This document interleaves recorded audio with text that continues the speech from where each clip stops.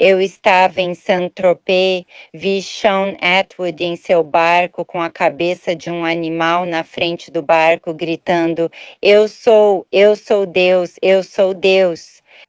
E quando ele saía em Saint-Tropez, ele sempre mostrava tudo, mostrava seu lado sombrio, essas coisas obscuras, com a cabeça de bode, ou seja lá qual animal ele tinha no barco dele. Quero dizer, sempre víamos todo tipo de coisa estranha.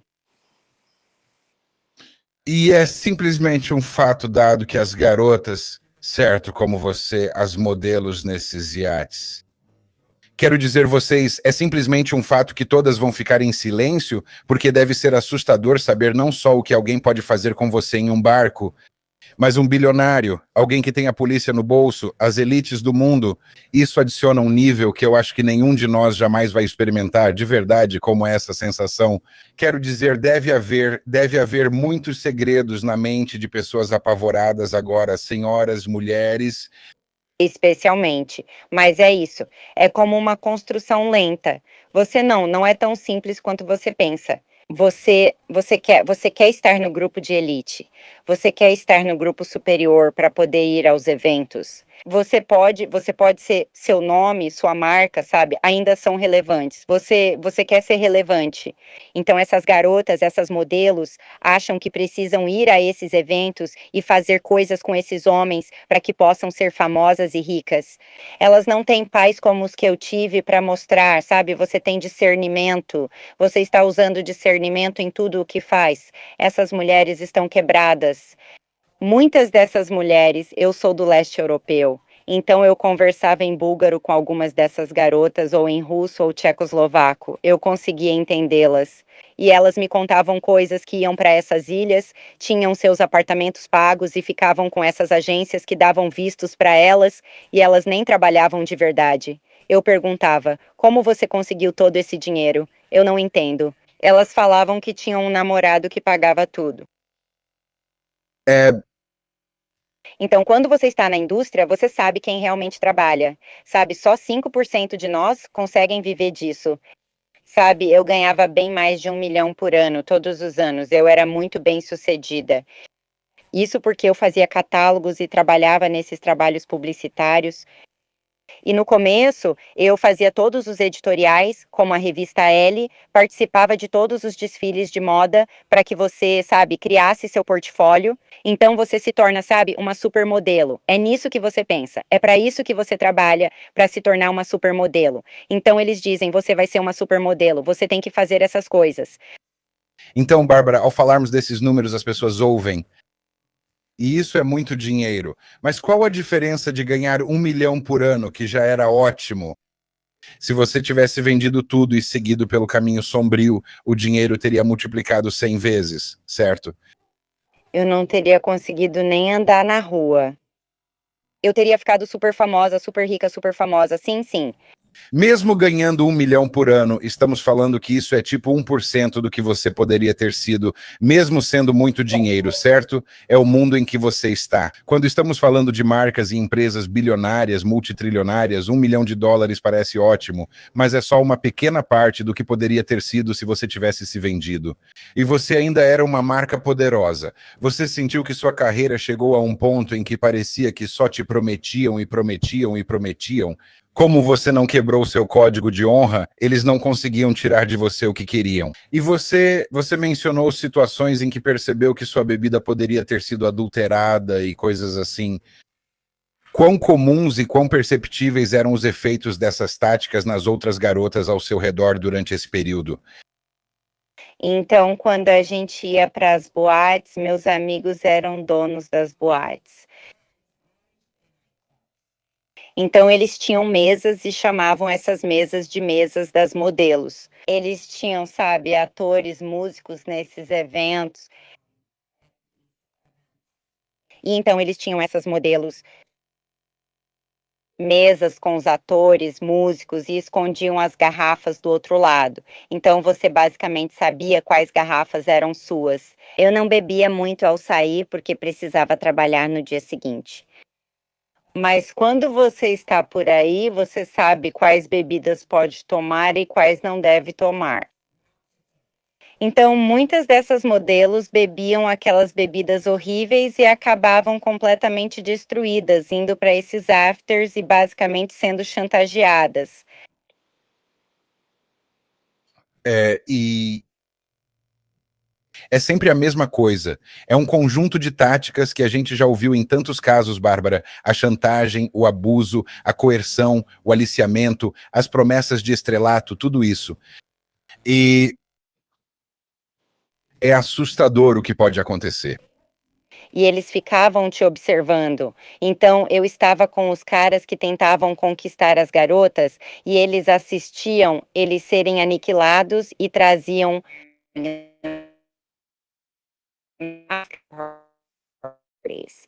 E era aí que todos eles iam. Você travou um pouquinho, Todos iam para after party. você cortou um pouquinho aí. É aí que eles te destruíam com as bebidas e conseguiam as modelos.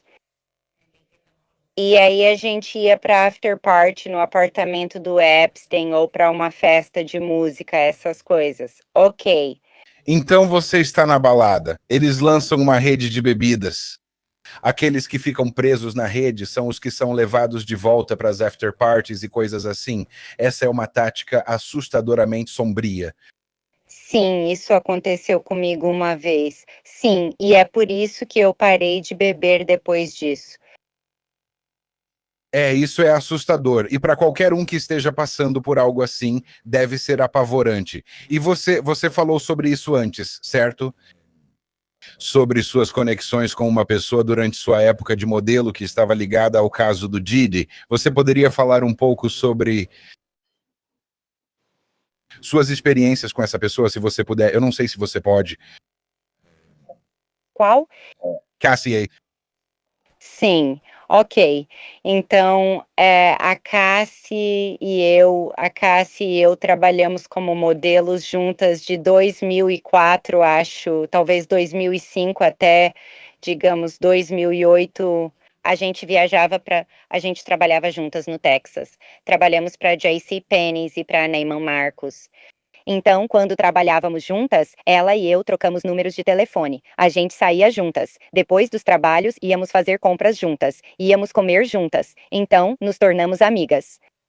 A mãe dela também aparecia nos trabalhos com ela quando ela estava viajando, porque nós duas éramos muito jovens na época.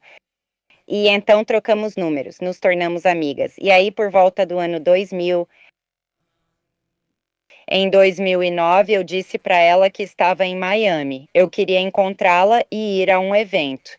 E ela disse: Olha, Bárbara, eu não estou mais modelando, agora estou trabalhando com música. E o Sean não quer que eu fale com ninguém agora, tipo sair e me divertir. Isso não está nos meus planos. Eu preciso focar na música. Então eu não vou. Eu realmente não posso mais sair como antes. Eu disse: Ah, que pena. E a Cassie morava na 33ª Street com a Park. E na época eu morava na 34 TAD com a Park. Então a gente ficava indo e voltando o tempo todo e também saía juntas em Nova York. Acho também que ela saiu daquele apartamento e depois se mudou para um dos apartamentos do Sean em Nova York. Eu não sei onde ficava o apartamento dele, mas ela e eu éramos próximas, éramos amigas. E eu também entrei em contato com ela em 2011 para contar, sabe, que eu me casei. E ela disse: Que incrível, parabéns. E então, em 2017, eu entrei em contato com ela de novo porque eu estava vendo algumas coisas estranhas, tipo ela estava com um olho roxo. Eu não sei. Vi pessoas comentando e perguntei: Está tudo bem? E eu não recebi nenhuma resposta no Instagram. Então, eu só pensei que ela não estava mais em contato. agora o que ela fez foi dizer que se afastou do mundo da moda. Você achou que isso era ela se afastando da liberdade e da amizade? E esse tipo de atitude, esse padrão de comportamento, isso foi algo que você começou a notar cada vez mais dentro do seu círculo de amigos e das pessoas do setor? E se sim, isso deve ter sido, sabe, ao longo do tempo, bastante solitário para você, se você era o único que restava, falando metaforicamente. Quantas pessoas você viu pagando ela desse jeito com alguém? Digo, deve ter sido muita gente. Sim, bem, com esse tipo de situação, quando você está na indústria, você precisa se manter relevante. E você quer estar nesses eventos e quer estar nesses lugares, mas você vê coisas e passa por coisas que não quer ver ou fazer, mas você precisa estar lá. Você não tem escolha. Você realmente não tem escolha. E se você parar de ir a esses eventos e essas festas, você não é mais relevante e não consegue mais trabalhar. Ok, eu estava muito feliz. Eu fiquei muito feliz, na verdade, pela Cassie, quando ela me disse que não ia mais modelar e que ia continuar no caminho da música. Eu fiquei muito feliz por ela. Sabe, sabe, por que continuar? Você devia seguir por esse caminho se tem talento para cantar. Eu nem sabia que ela sabia cantar. Ela nunca me contou, ela nunca me disse que sabia cantar. Eu não sei como ela canta. Ok. Então, só pelo que a Barbie acabou de nos contar, já testemunhamos vários padrões de comportamento se repetindo, seja nas festas, nas promessas, na indústria e nas pessoas que fazem essas promessas para essas jovens modelos de estrelato. Agora estamos vendo táticas usadas por pessoas como Diddy e outros nesse meio para conseguirem seus prêmios e seus troféus, afastando-os de si mesmos e de pessoas como Cassie. Isso se reflete na indústria e nas pessoas que você conheceu. Podemos voltar ao ponto principal do famoso livrinho preto de Epstein? Porque eu imagino que os nomes e os métodos, certo? Os métodos vão se repetir, eu imagino, com tanta frequência em tantos nomes.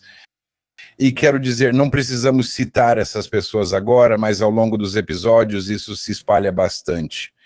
Frequentemente perguntam no chat, por que não falam sobre quem está acima do Diddy e do Epstein? Bem, essa é a série para essas respostas, porque você viu até onde isso vai, certo? De Hollywood ao lado político, até o lado dos CEOs. Vamos falar sobre o livro negro, vamos falar sobre os tipos de pessoas que estão lá e como. E novamente, se você quiser começar a falar segurando um pouco, sabe, sem citar alguns nomes, fique à vontade para fazer isso. Mas vamos apenas. Deixe-me só dizer também, tem muitos nomes no livro negro. E você sabe, obviamente, muitas dessas pessoas não estavam envolvidas no que foi alegado. E quando o livro negro surgiu, foi um funcionário que tinha o livro negro, e esse funcionário circulou nomes que ele achava que estavam supostamente envolvidos no que Jeffrey estava fazendo. Alguns nomes foram até circulados 2 vezes de pessoas que esse funcionário achava muito envolvidas no que Jeffrey fazia. Então, só para esclarecer, nem todo mundo no livro preto está automaticamente envolvido no que Jeffrey estava fazendo. Sim, isso é verdade. É bem verdade. E olha, muitas dessas pessoas no livro preto, eu só estou te contando as pessoas que vi nessas festas que estão no livro preto. Sim, sim.